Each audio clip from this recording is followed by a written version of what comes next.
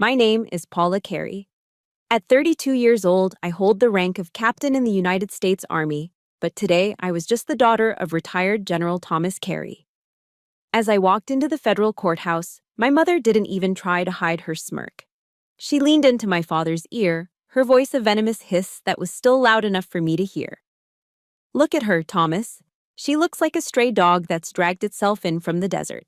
We should have just left her there." The pain was a familiar shard of shrapnel in my chest, but I was used to it. 7 years ago, on Thanksgiving Day, right after my father retired and took over the company, he'd raised a glass of wine and declared in front of 20 relatives, "My son is the future of this family." Then he'd turned to me, his eyes like ice. "She, on the other hand, is just a disgrace to this family name." A disgrace. That was the word they'd used to brand my life. But they'd made one fatal mistake. They raised me in the discipline of the military. And in my world, there is no disgrace that cannot be cleansed by the truth, even if that truth has to be exposed through an act of war. If you've ever been treated like an outsider by your own family, let me know where you're watching from in the comments. Hit that like button and subscribe now, because this story is for anyone who has ever been called a disgrace. Justice is waiting.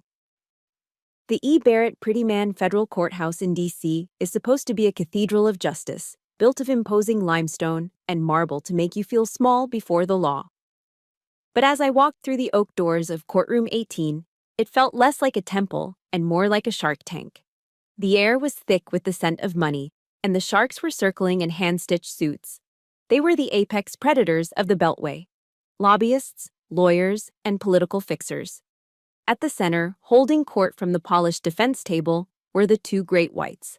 My father, retired General Thomas Carey, now the powerful CEO of Carey Defense Solutions, and my mother, Eleanor, a woman who had perfected cruelty into a high art. My father looked the part of CEO, his silver hair perfect, his jaw set with the same authority he once used to command a division. My mother sat beside him in a bone-colored Chanel suit, her posture a weapon of calculated elegance. They weren't just parents. They were a strategic partnership, and I was the hostile target they had come to neutralize. Their lead attorney, a man named Sterling, whose smile was as slick as the pomade in his hair, spotted me from across the room. He leaned over to his junior associate and, with a dismissive smirk, murmured, "The prodigal sheep has returned to the fold." The eyes of the room landed on me.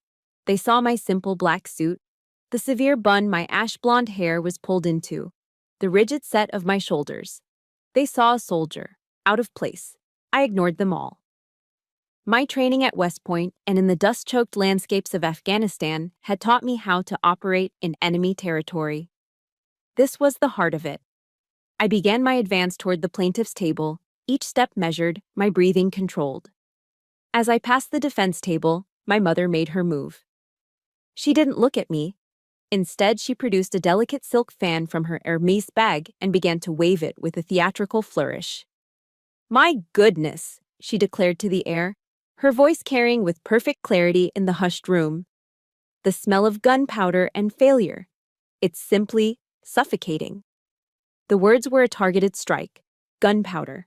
The scent of service, of sacrifice, and failure. The label she had pinned on my entire career. She had taken everything I was and twisted it into something shameful.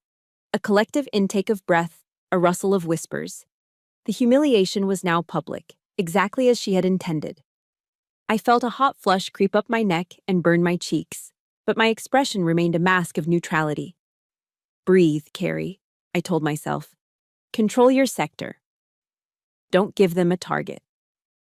But the second attack, the one that truly found its mark, was one of absolute silence. My father, General Carey, did not even grant me a glance. He was turned halfway in his seat, deep in conversation with a congressman seated in the front row. He laughed at something the man said, a deep, easy sound that echoed with camaraderie and power.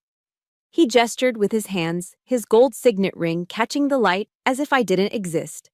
As if his own daughter, standing 10 feet away in a federal courtroom, was nothing more than a piece of the furniture. That cold, deliberate indifference was more brutal than any insult. It was a declaration that screamed, "You are nothing. You do not matter." I flashed back to being 10 years old, my fingers aching after polishing the brass on his dress uniform for an hour, desperate for just a single nod of approval. He'd walked right past me then, too, on his way to an important phone call. Now, decades later, nothing had changed. I looked at him, at this powerful CEO basking in the glow of his new kingdom, and I no longer saw my father. I saw a stranger. I reached my destination, the simple, empty table reserved for the plaintiff. My lawyer wouldn't arrive for another 10 minutes, a calculated move by their side, I was sure, to leave me exposed. I didn't sit. To sit would be to accept a position of rest. Instead, I stood at parade rest, my hands clasped behind my back, my spine straight. My gaze swept the room, cataloging exits, assessing threats by instinct. My eyes finally settled on the judge's bench and on the man sitting there. Judge Miller. A name I knew from my research. But it was his history that mattered. Retired Colonel, United States Marine Corps. A veteran of Fallujah. For a fleeting second, his gaze lifted from his papers and met mine. There was no smile, no overt sign of recognition. But in that brief shared glance, I felt a flicker of understanding. A silent communication between two people who had sworn the same oath, who lived by a code my parents had long since abandoned for profit and prestige. That was all the reinforcement I needed. I slowly turned my head, fixing my gaze directly on my parents. The whispers in the room died. They both looked at me now, their expressions a mixture of annoyance and contempt. I let the silence hang in the air for a beat, a tactical pause. Then I spoke. My voice was level, devoid of the pain and rage churning inside me, as clear and cold as a command issued on a frozen morning. General Carey, Mrs. Carey. I addressed them by their formal titles, drawing a line in the sand. I am not here today as your daughter. I let that sink in, watching the surprise register on their faces. I am here as an officer of the United States Army, executing a delayed mission. I paused, letting each word land with precision. The mission is called justice. I turned away from them then, facing forward, my eyes locking onto the large American flag standing proudly beside the judge's bench. Old Glory, the symbol of everything I had sworn to protect. I took an oath to defend the Constitution against all enemies, foreign and domestic. But they don't prepare you for this at West Point. They don't teach you the proper protocol in the field manual. Who defends you when the enemy shares your name, your history, your blood? My declaration of war in that courtroom wasn't born from a single moment of betrayal. It was forged 7 years earlier, in the crucible of a Thanksgiving that felt more like a funeral. A funeral for the daughter I thought I was. It was November, and I was a first lieutenant home on leave, driving through the gilded gates of my family's estate in Potomac, Maryland. The sprawling brick manor, the manicured lawns dusted with the first frost. It was a picture of American success. But as I stepped inside, the atmosphere was wrong.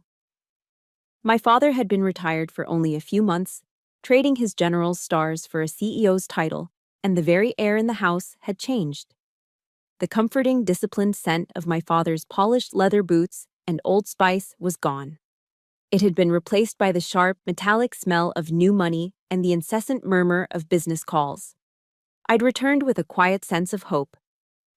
Months earlier, while my father was still in uniform, a critical software glitch in Project Prometheus, a flagship defense system for Carey Defense, had threatened to derail a billion-dollar contract. From my post, I had identified the flaw, worked through back channels, and anonymously fed the solution to the engineering team. It was a silent act of loyalty, not just to the family company my grandfather had built, but to the father I still respected. Now that he was officially CEO, I held a naive belief that my contribution might finally be acknowledged, that I might finally earn that nod of approval I'd spent my life chasing. But I quickly learned that in my father's new world, my kind of integrity wasn't an asset. It was a liability. Before dinner, I was in the library looking for a book. when I overheard my father's voice booming from the adjacent drawing room. He was holding a glass of scotch, speaking to my uncle. "You see, Jim," he said, his tone slick with self-satisfaction, 30 years of service to this country gave me something invaluable. Access. Now, it's time to monetize that access. It's not corruption, it's just smart business. He was talking about the revolving door, that uniquely Washingtonian mechanism for turning public service into private wealth. He spoke of it as a natural transition, a well-earned perk. A wave of nausea washed over me. I felt physically ill. The legacy my grandfather, General Marcus Carey, had built on honor, on creating the best possible equipment to protect American soldiers, was being systematically dismantled. It was being turned into a cash machine fueled by backroom deals and shadowy connections. Right then, listening to him boast, I understood a cold, hard truth. I, with my rigid military code of ethics, did not fit into this new version of the Carey legacy. I wasn't just irrelevant, I was a threat. Later, we all gathered in the formal dining room. The 20-foot mahogany table was a masterpiece of my mother's design, laden with glistening silverware, crystal glasses, and a magnificent roasted turkey at its center.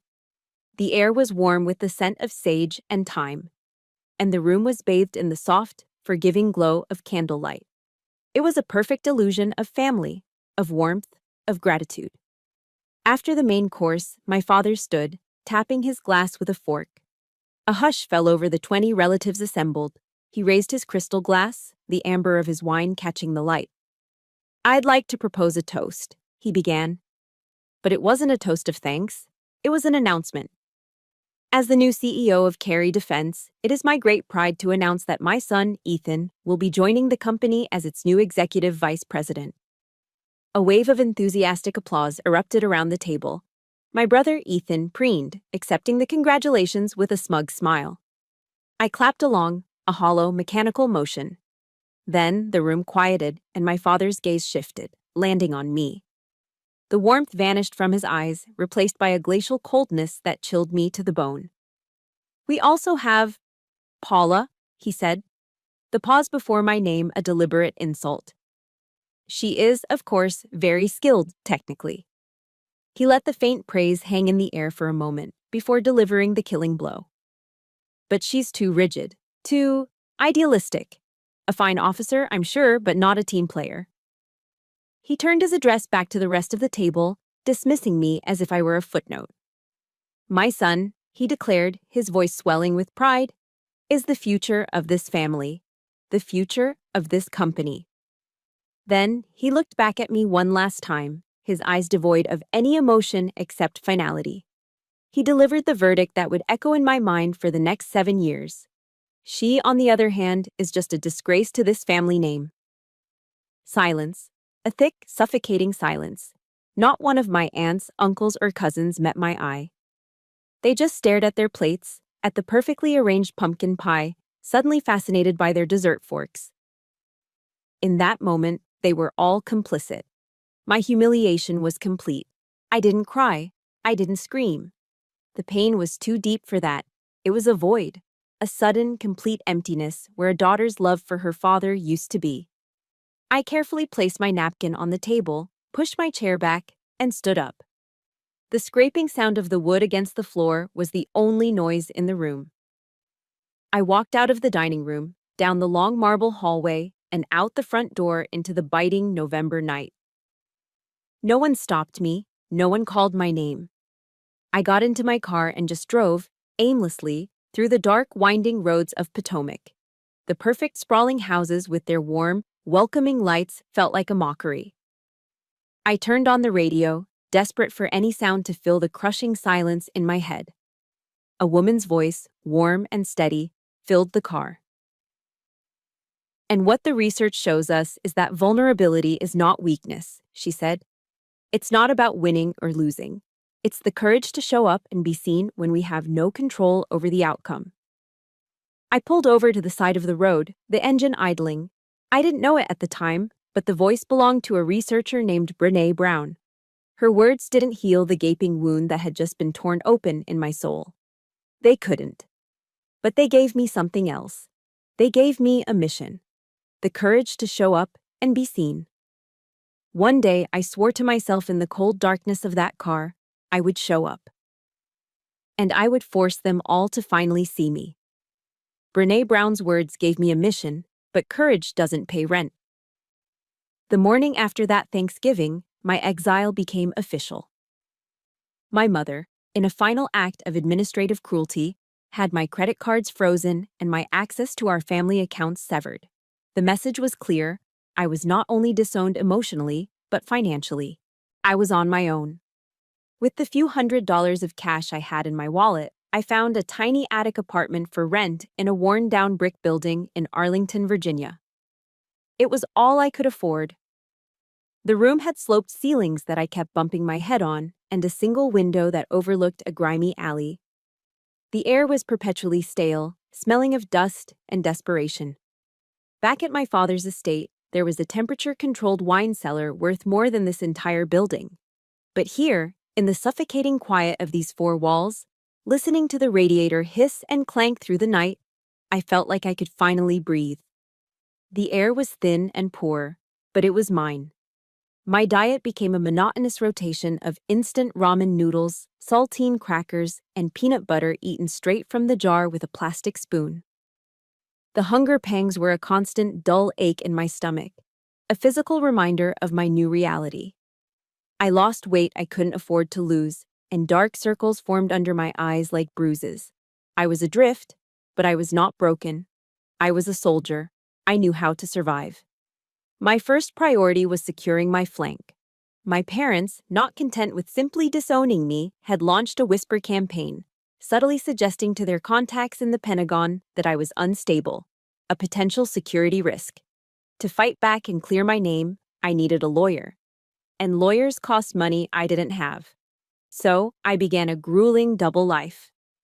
By day, I was Captain Paula Carey, an intelligence officer at the Pentagon.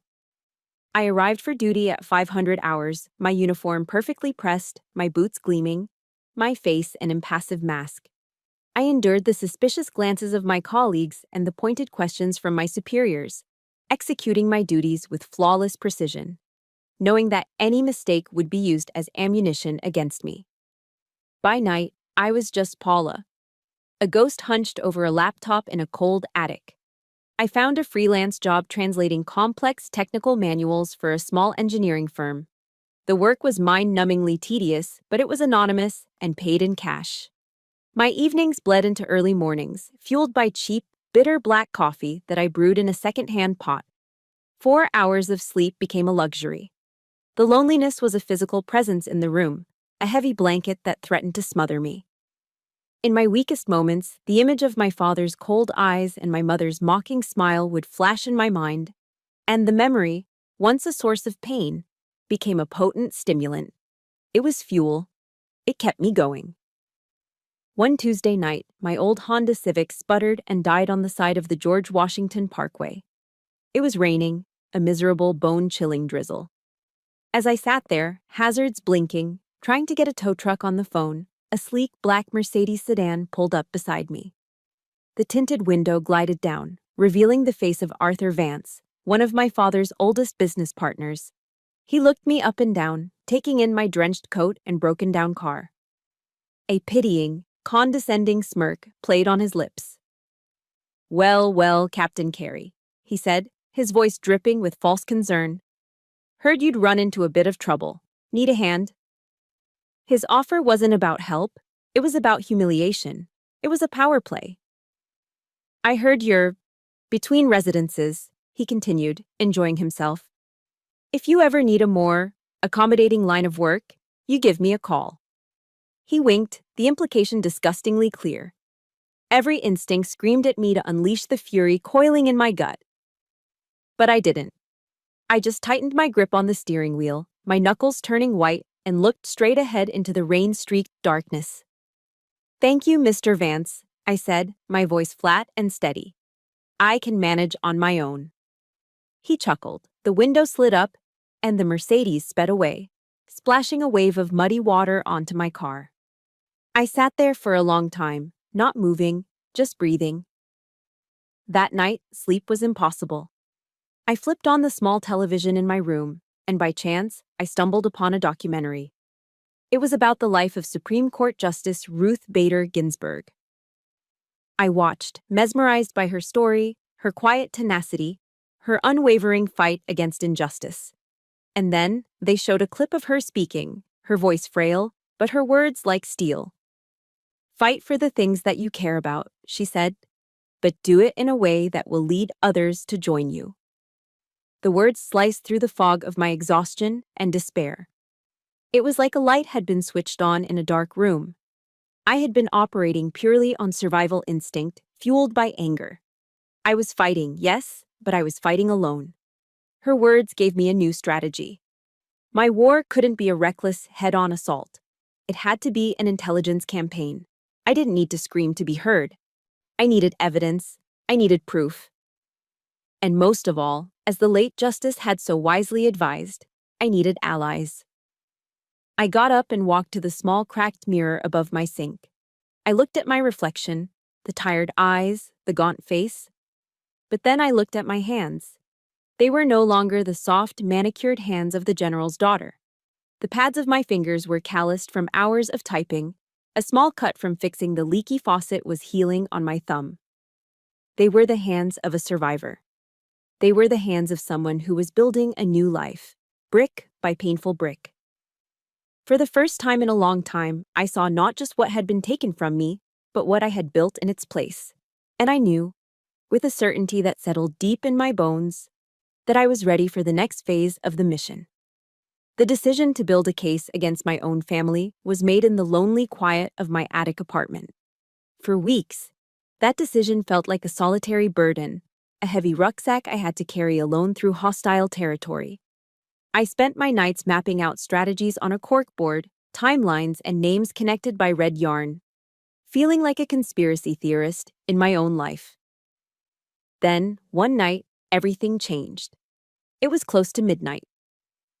I was staring at my board, the web of names and connections blurring before my tired eyes, when a sharp knock echoed from my apartment door. I froze. My body went rigid, my senses instantly on high alert. No one ever came here. No one even knew I lived here. I moved silently, my bare feet making no sound on the cold floorboards. Peeking through the peephole, my heart was pounding a frantic rhythm against my ribs. On the other side of the door was a man in a simple gray hoodie. For a second, I didn't recognize him. Then my mind caught up. Jake Evans, Sergeant First Class, retired. Army Ranger. The man whose life I'd pulled from a firefight in Kandahar. His face was framed by the dim, flickering light of the hallway, and in his hands, he held a brown paper bag that smelled faintly of bacon and coffee. I unlatched the 3 locks and opened the door. He gave me a small, tired smile. "Heard you were in the neighborhood," he said, his voice a low rumble. "Figured your MRE rotation was getting a little boring." He held up the bag. It had the bright yellow logo of a Waffle House on it. I stepped back, letting him in, a strange mix of suspicion and relief washing over me.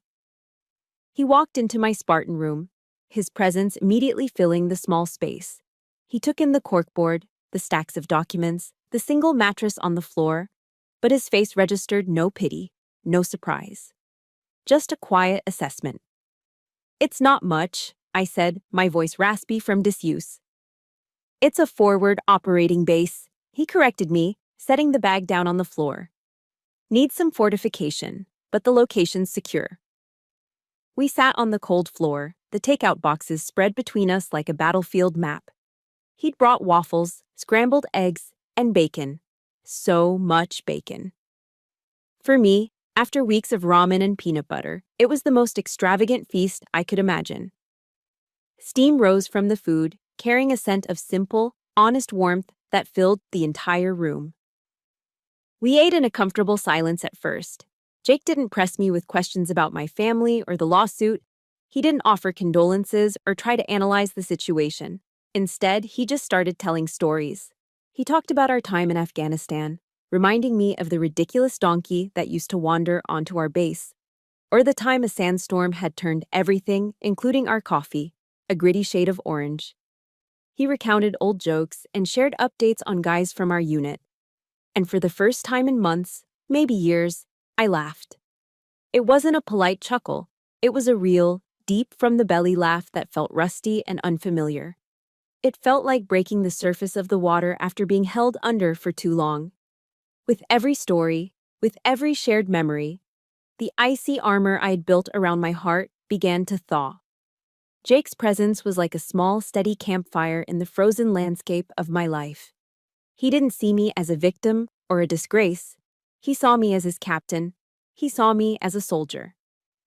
When the food was gone and the empty boxes were stacked to the side, a quiet stillness settled over the room. The weight of my reality came rushing back in.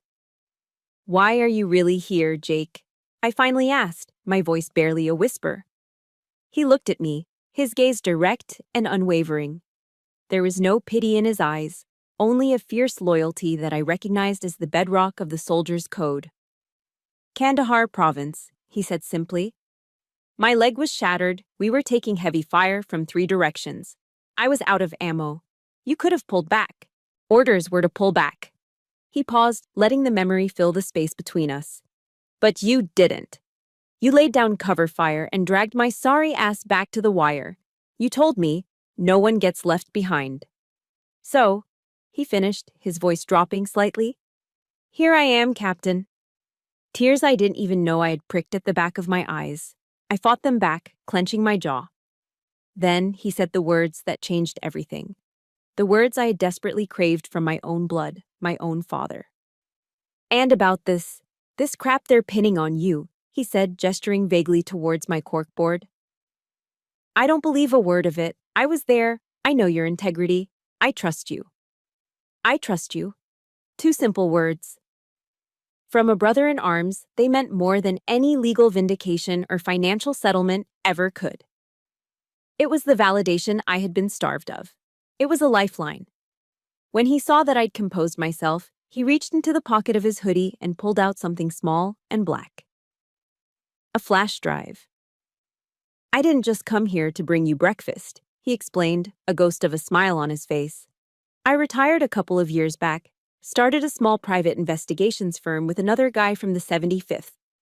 We've got a certain set of skills." He held out the flash drive. "When I heard you were in trouble, I started digging. Just a little preliminary recon." He placed the small piece of plastic and metal into my palm. It felt impossibly heavy. "It's not much," he said, echoing my earlier words about the apartment. "Just some interesting financial irregularities I found in Kerry Defense's public filings going back a few years. A starting point." I closed my hand around the drive, the cool metal a stark contrast to my warm skin. I looked down at it, then back up at Jake. The knot of loneliness that had been clenched in my chest for so long, finally began to loosen. The mission was no longer a solitary one. I wasn't just a disgraced daughter fighting a hopeless battle. I was a commander, and I had just found my first soldier. "What's the next objective, Captain?" he asked, his eyes sharp and focused. For the first time, I had an answer. The flash drive Jake gave me was a key. It opened a door into the labyrinth of my father's business dealings, and for 2 weeks, we worked relentlessly from my attic apartment, turning it into a makeshift command center. We spent our nights tracing shell corporations and offshore accounts, connecting dots that formed a disturbing picture of greed and corruption. For the first time since my exile began, I felt a flicker of hope. I was no longer a victim reacting to their attacks. I was an operative gathering intelligence for a counteroffensive. Then, the enemy made their move. It happened on a Tuesday morning. An unknown number flashed on my burner phone. I almost ignored it, but my training kicked in. Never refuse intel. I answered. "Paula, darling, it's your mother." Her voice was a syrupy concoction of warmth and affection that I hadn't heard in years. It was so jarringly out of character that every nerve in my body went on high alert. Psychological operation incoming, I thought. Phase 1, disorientation. "I know we've had our misunderstandings," she cooed, the word a masterful understatement of the war she had declared on me. "Your father and I miss you terribly. We were thinking, why don't we have lunch? Just the 3 of us." At the Four Seasons, like old times. The Four Seasons in Georgetown. It was a calculated choice. It wasn't just a restaurant, it was a symbol. It was where we celebrated birthdays, anniversaries, promotions. It was a place woven into the fabric of my childhood, a place of supposed safety and happiness. This wasn't an invitation, it was a summons back to their territory, wrapped in the camouflage of nostalgia. A small, foolish part of me, the part that still wanted a mother, felt a pang of something akin to hope. The rest of me knew better. An intelligence officer never willingly walks into an ambush, but she also never refuses a meeting with the opposition. "I'll be there," I said, my voice neutral. I walked into the opulent, sun-drenched dining room of the restaurant exactly at noon. The air was thick with the scent of expensive perfume and quiet power. They were already there, seated at a pristine table draped in white linen, smiling as if I were just a few minutes late for a weekly family brunch. My father stood to greet me, kissing the air beside my cheek. My mother squeezed my hand, her touch surprisingly firm, her nails perfectly manicured. It was a flawless performance. "Darling, you look thin," she said, her voice laced with manufactured concern. She began to reminisce, her words painting a soft focus, idealized portrait of our past. "Do you remember, Paula, right on those very steps outside, your father taught you how to tie your shoes? He was so patient, wasn't he? We were such a happy family then." A knot tightened in my stomach. She was weaponizing my memories, taking something pure from my childhood and using it as a tool of manipulation. It was a classic gaslighting technique. Create an alternate, idealized past to make the painful present seem like my fault. My aberration. "You were always my strong girl," my father added, his voice a low, paternal rumble. Code for stubborn and difficult. My internal translator supplied. After the waiter took our order, the pleasantries dissolved. The real objective of the mission was revealed. My father slid a slim, dark blue velvet box across the table. I didn't need to open it. I could see the iconic silver lettering, American Express. Inside, I knew, would be a Centurion card. The black card, unlimited credit, unlimited power. "I've had your accounts reinstated," he said, his tone that of a benevolent king bestowing a favor upon a wayward subject. "And there's a new condominium waiting for you at the Watergate, fully furnished. Let's put this unpleasantness behind us, Paula. It's time to come home." My mother leaned in, her voice dropping to a conspiratorial whisper. "All those nasty allegations, the legal troubles, we can make it all disappear. Like it never happened. All you have to do is sign this."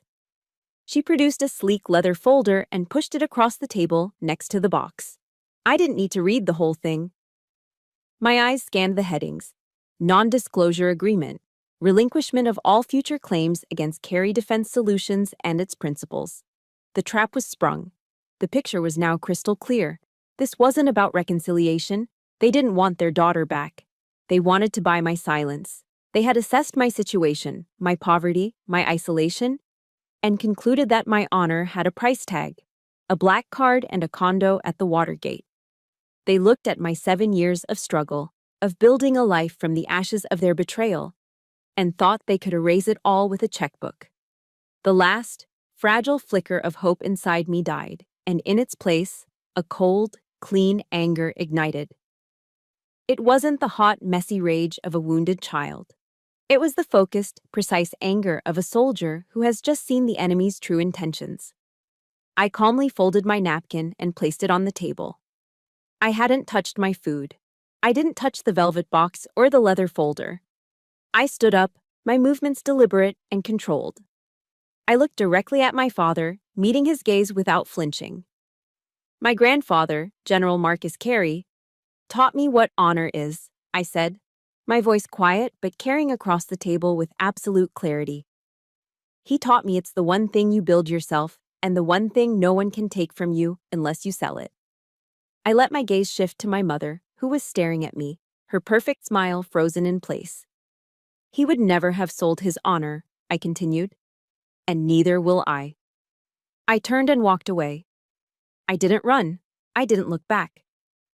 I walked through the hushed, elegant dining room, past the tables of Washington's elite, my back straight, my head held high. I could feel their eyes on me, the stunned silence of my parents a palpable force behind me. Outside, the Georgetown air was cool and crisp. I took a deep breath, the first clean one I'd had all day. I passed a public trash can on the corner. On impulse, I reached into my pocket, pulled out the embossed business card for the 4 seasons that the hostess had given me, and dropped it into the bin. Then I took out my phone and dialed Jake's number. He answered on the first ring. "Jake," I said, my voice as cold and hard as steel. "It's me." "Captain, how did the meeting go?" "They just made a tactical error," I replied. "A fatal one." My declaration to Jake that my parents had made a tactical error was an understatement. It wasn't a mistake, it was an act of aggression. They had failed to buy my silence, so now they were escalating to a new level of psychological warfare. I spent the next few days in a state of heightened alert, working with Jake to decipher the data on the flash drive, waiting for their next move. I didn't have to wait long. The attack came not as a frontal assault, but as a quiet, digital execution. It arrived in my inbox on a Friday afternoon. The subject line was innocuous. Invitation. The General Marcus Carey Honor Scholarship Ceremony. My heart skipped a beat. West Point, my alma mater. The scholarship was an endowment my grandfather had established, awarded every year to the cadet who best exemplified the principles of leadership and integrity. For the past 6 years since my own graduation, I had been the one to present it. It was the one remaining link to my family's honorable legacy, a sacred duty I cherished more than anything. My hands trembled slightly as I opened the email. It was the official invitation, embossed with the Academy's crest. I scanned the program details, my eyes searching for my name on the roster. And then I saw it. Scholarship presented by Mr. Ethan Carey. Ethan, my brother. The corporate stooge who couldn't tell a rifle from a rake. It was a dagger to the heart. They hadn't just removed me, they had replaced me with the very symbol of their new, corrupt empire. They were erasing me from my own history, right at the place where my identity as a soldier had been forged. As I stared at the screen, my phone buzzed with a text message. It was from my mother. "Probably best if you don't show up, Paula. Don't embarrass the family any further." That was it. That was the final straw. The dam of discipline and restraint I had spent 7 years building inside me finally broke. The cold, calculated anger I had nurtured turned into a white-hot, uncontrollable rage. All the pain, all the humiliation, all the lonely nights and quiet struggles coalesced into a single, explosive point. I didn't think. I just acted. My fingers flew across my phone's screen, pulling up my father's number. He answered on the second ring, his voice calm and condescending. "Paula, to what do I owe the pleasure?" "Why?" The word came out as a strangled whisper, all the air knocked out of my lungs. There was a pause. I could hear the faint clinking of ice in a glass. "The scholarship is for individuals who represent honor, Paula," he said, his tone infuriatingly reasonable. "That's just not you right now. It's time you accepted that." Something inside me snapped. A bitter, ragged laugh escaped my lips. "Honor," I repeated, the word tasting like ash in my mouth. "You're going to lecture me about honor? The man who is turning my grandfather's legacy into a dirty little business venture for your golfing buddies? The man who threw his own daughter away because she refused to be complicit in your corruption?" "Watch your tone, Captain," he warned, his voice hardening. But I was done watching my tone. I was done being the quiet, dutiful daughter. The floodgates were open. "No, you listen to me," I snarled, my voice dropping into a register he had never heard from me before.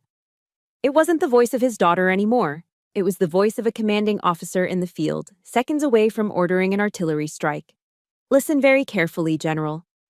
I used his rank like a weapon, just as he had used mine to dismiss me. I heard his sharp intake of breath on the other end of the line. "Your war is not with the broken-hearted girl you cast out 7 years ago. Your war is with Captain Paula Carey of the United States Army. You have violated every code of honor we are sworn to uphold. You have betrayed the legacy of a great soldier for profit. And I, as the last loyal soldier of General Marcus Carey, am holding you accountable.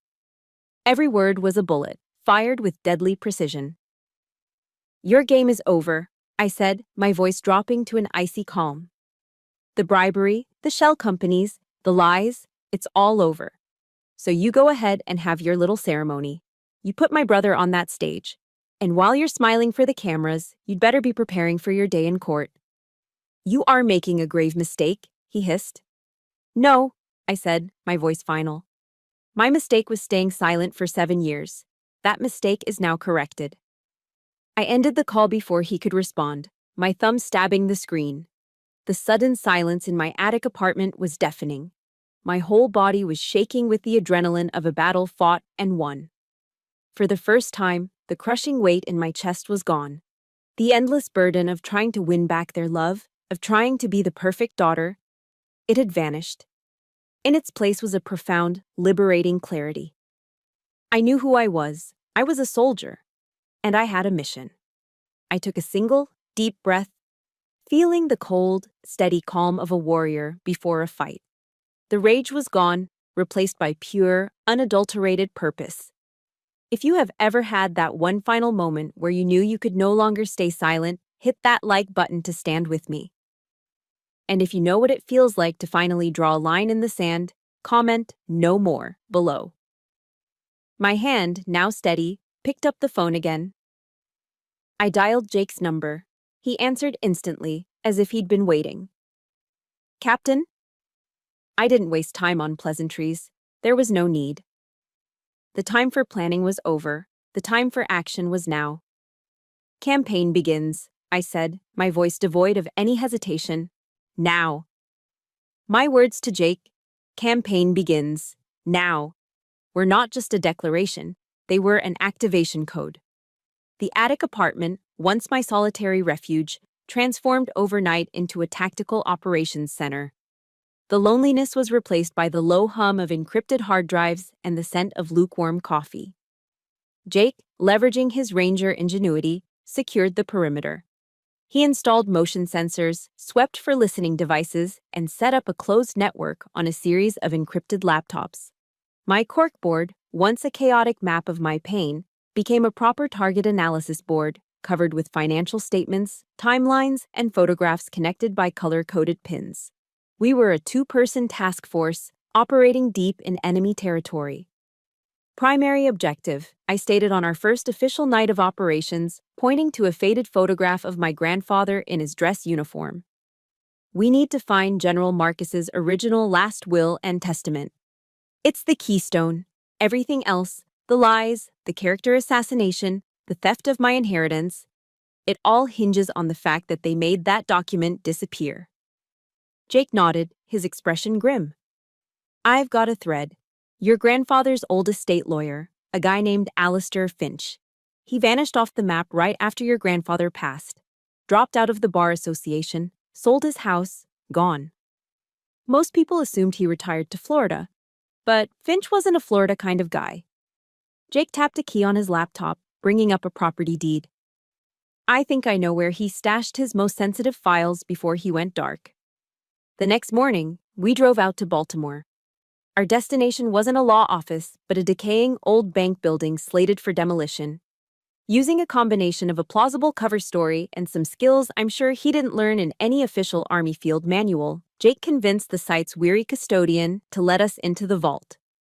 In the dim light, surrounded by rows of silent, empty safe deposit boxes, Jake led me to a specific one at the very bottom. It was registered under a pseudonym. Inside, wrapped in a sheet of dusty, yellowed oilcloth, was a single manila envelope, sealed with a glob of dark red wax, bearing my grandfather's signet ring imprint.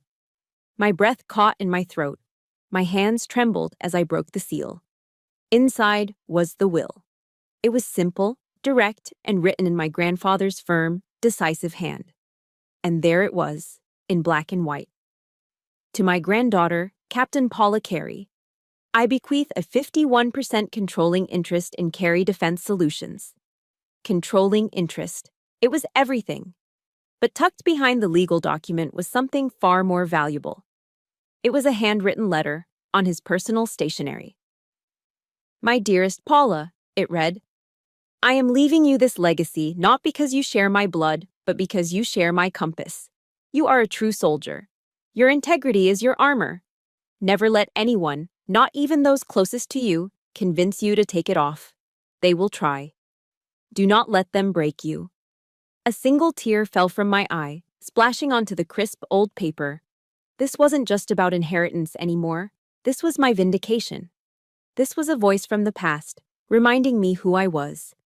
The will gave us our legal weapon, but we needed more to prove conspiracy.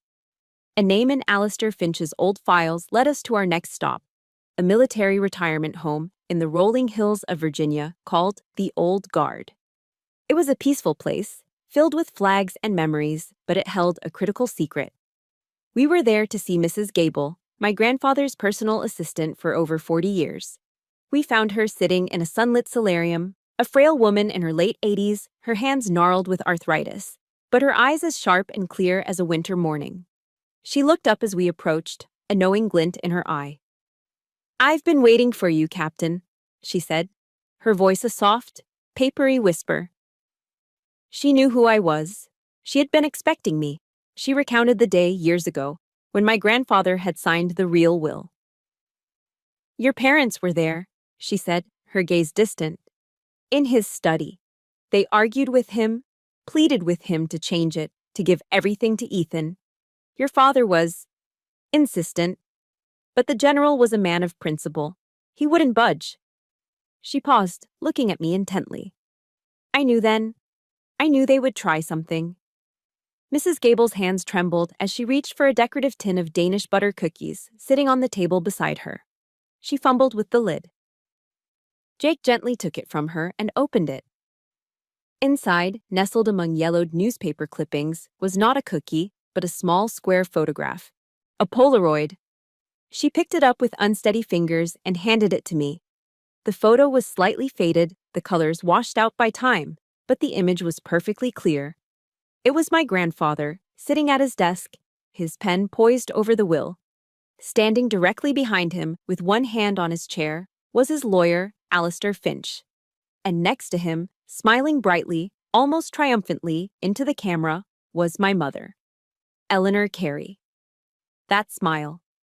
The same smile she wore at cocktail parties. Seeing it in this context, it looked monstrous.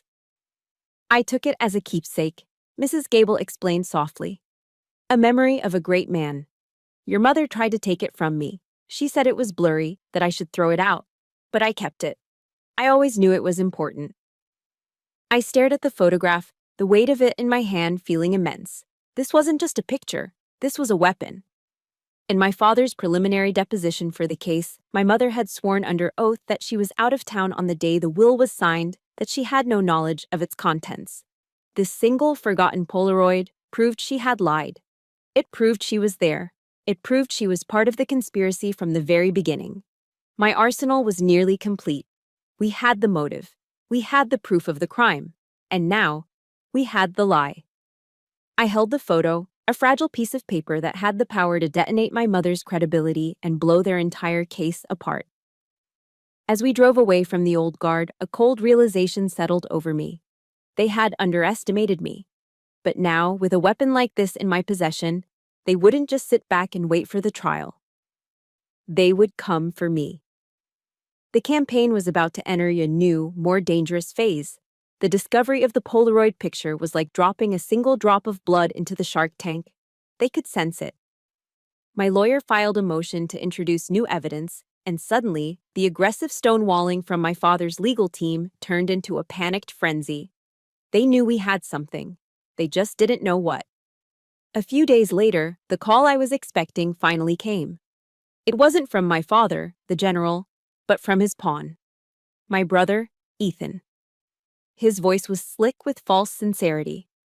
Paula, this has all gone too far, he said, the practiced concern in his tone making my skin crawl.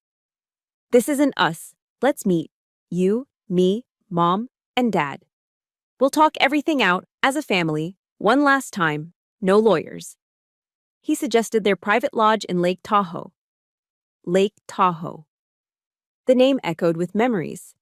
It was where my grandfather had taught me to play chess on a heavy marble board by the fireplace. He taught me about strategy, about patience, and he taught me his favorite opening move, the Queen's Gambit, where you sacrifice a pawn to gain control of the center of the board. I knew this invitation was a trap, but as my grandfather's voice echoed in my mind, I realized it was also an opening. They were offering me a pawn. I decided to accept the gambit. "Okay, Ethan," I said, my voice quiet. "I'll be there." The lodge was a monument to wealth, a sprawling log-and-glass mansion nestled in the pines, with a panoramic view of the brilliant blue lake.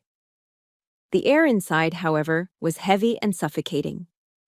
My father, mother, and Ethan were arranged in the cavernous living room like a tribunal. The chessboard was still there, sitting by the cold, empty fireplace. They didn't waste time with pleasantries.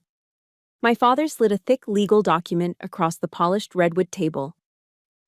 It was another settlement offer, this one with more zeros than the last. A king's ransom.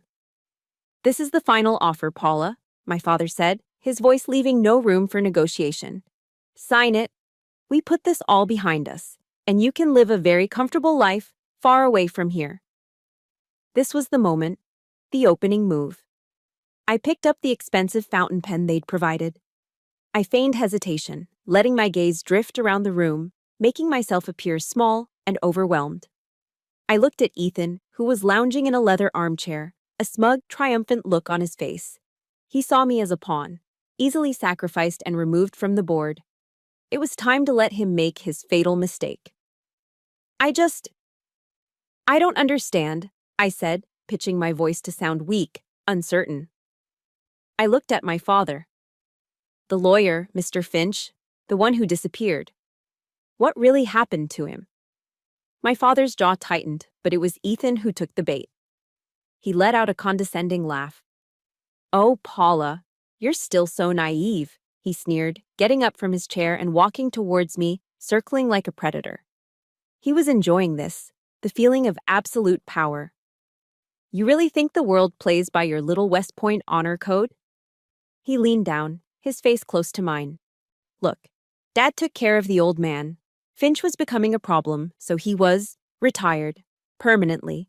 He won't be testifying. He won't be doing anything, ever again." My blood ran cold. He said it so casually, as if discussing a routine business transaction. "Now, what do you want?" he pressed, his voice a low threat. "Do you want to take the money and have a nice, quiet life? Or do you want to end up like him?" The room fell into a deathly silence. I saw a flicker of panic in my mother's eyes. My father shot up from his seat, his face contorted with rage. "Ethan, shut your mouth!" But it was too late. The piece had been moved. The trap was sprung.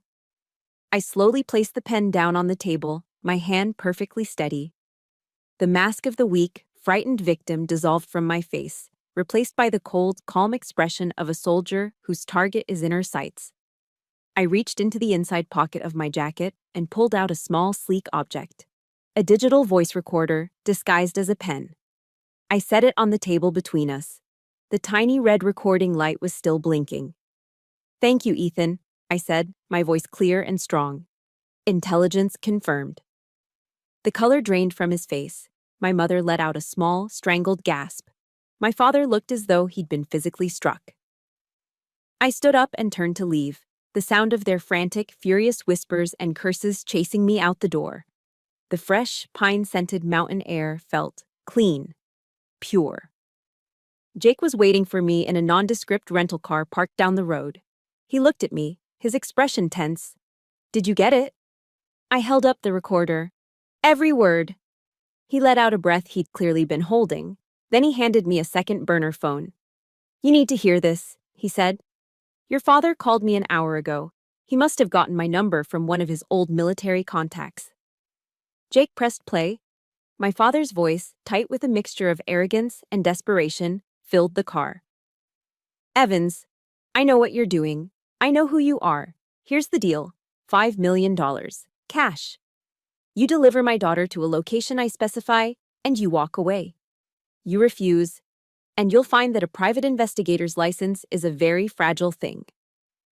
I listened to the recording, to my own father trying to buy and sell me like a piece of property.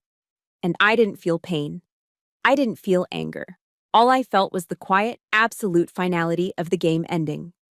I looked at Jake, then at the recorder in my hand containing Ethan's confession, and finally at the phone with my father's recorded bribery attempt. All the pieces were in place. The king was exposed with no moves left to make. A small, cold smile touched my lips. "Checkmate," I whispered. The day of the final hearing, I walked back into the federal courthouse, but this time, it was different. The silence of my first visit had been replaced by the chaotic symphony of a media firestorm. Reporters clogged the hallways, their cameras flashing like strobe lights, their questions a barrage of noise. This wasn't a private family matter anymore. It was a public execution of the Carey family name. Across the courtroom, I saw them. My family. But they were shadows of their former selves. The arrogance was gone, replaced by a gaunt, hollowed-out exhaustion. My father's ironclad posture had wilted. My mother's cruel smirk had been wiped clean, leaving behind the pinched, pale face of a woman terrified of losing everything. Even Ethan's smugness had evaporated, leaving only a petulant fear in his eyes. They looked like what they were, defeated. Their lawyer, Sterling, made one last desperate attempt as I walked past. "Captain Carey," he hissed, his voice low and urgent. "It's not too late for a quiet settlement. We can make this all go away." I stopped and looked him directly in the eye, my own gaze as hard and unyielding as granite. "Mr. Sterling," I said, my voice cutting through the courtroom's low hum. "Silence is what allowed the truth to fester in darkness for 7 years. Today, the truth is going to scream." I walked past him without another word. I was no longer the defendant in their court of family opinion. I was the plaintiff, and I was armed with the unshakable weight of the truth. The hearing began. My lawyer, a sharp, no-nonsense woman named Ms. Davies, didn't waste time.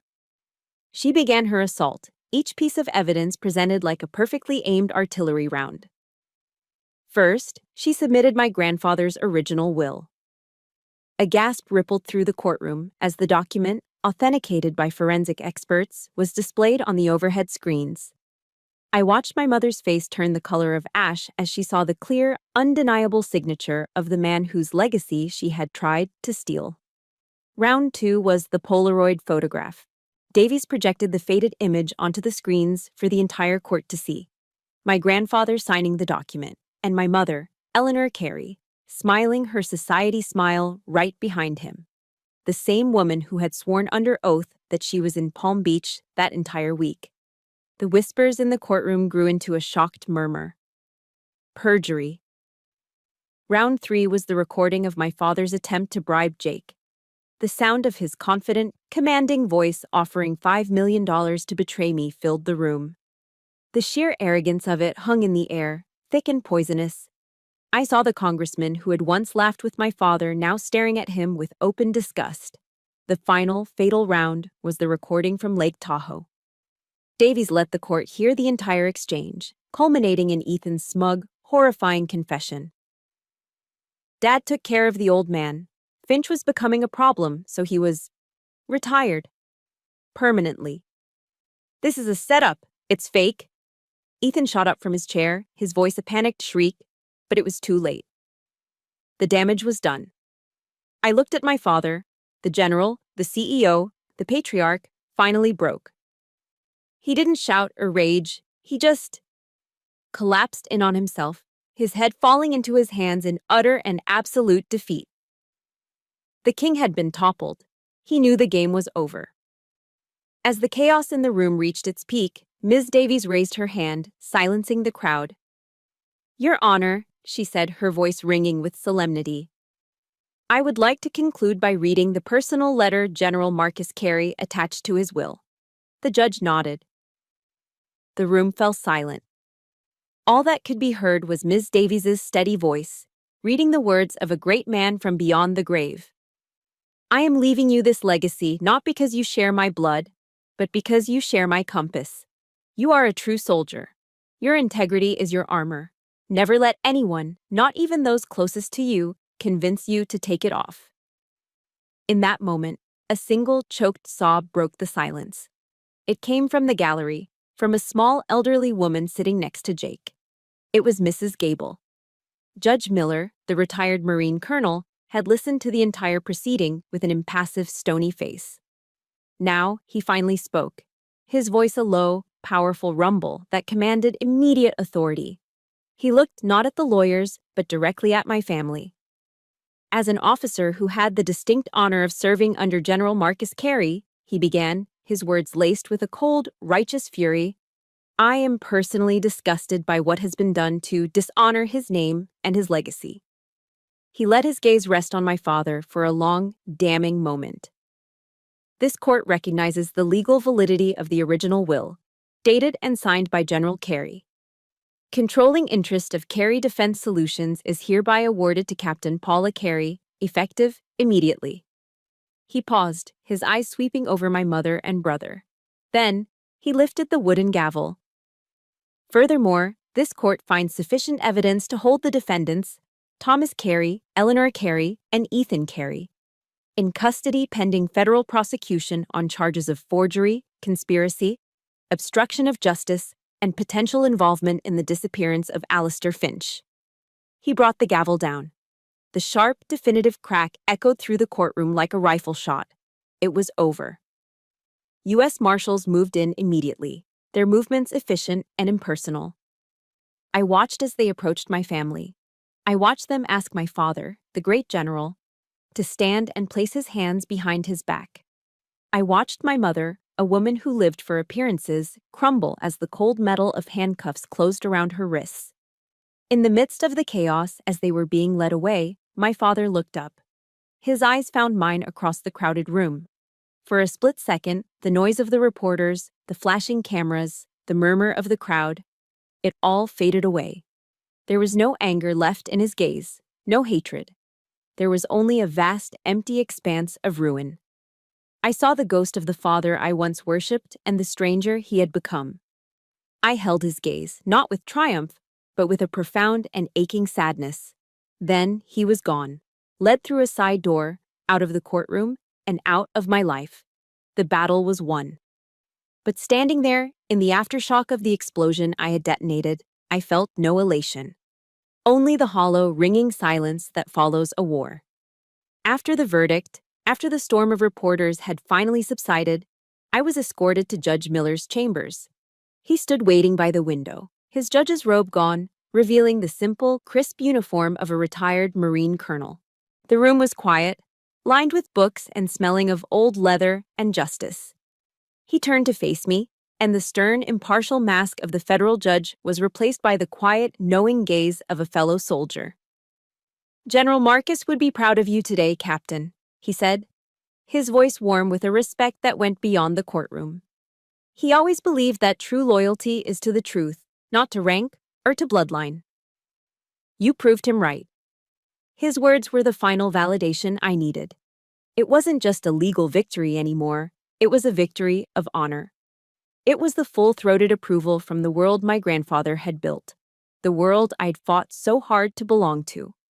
I simply nodded, unable to speak, and gave him the crispest salute I had ever rendered.